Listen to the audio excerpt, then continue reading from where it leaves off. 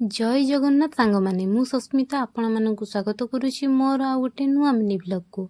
आज आमर तला पका हबो सेतिपई एई वीडियोटी को हळ करिकि पूरा कादो करि दे जाइछि।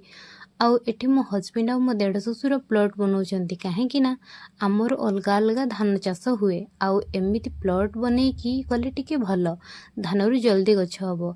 से माने प्लॉट बनै सारला परे एठी मो सासु मा घास सब को बाची दुथिले आउ आमर एपटे धान को पानी रे गोटे दिन बतुरेई दिया जाए बस्तारे पुरेकी तापरे पानी बाहर करिकी पानी निगिडी गला परे बस्ता को हल्का बांधी कुटा देकी रखा जाए घर भितरे जोथिपाई कि जल्दी गजा हो जाए। आपण को आडे केमिति तड़ा पका हुए कमेंट रे जणैबे। एई देखंतु केमिति गजा बाहरी एतिकी गजा ही ठीक अधिका हेले बस्तारे लागी जाए।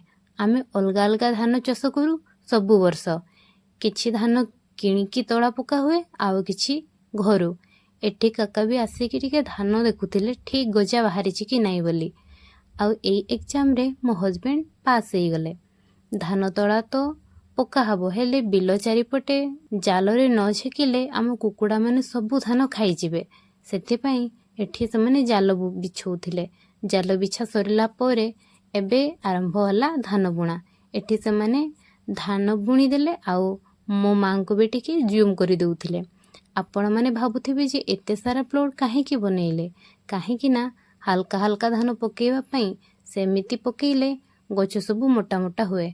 आउ एई प्रोसेस रे धान बुणले 15 दिन रे गछ तड़ा पूरा रेडी। तो आजिर ब्लॉग रे एतिकी रहुची। जय जगन्नाथ।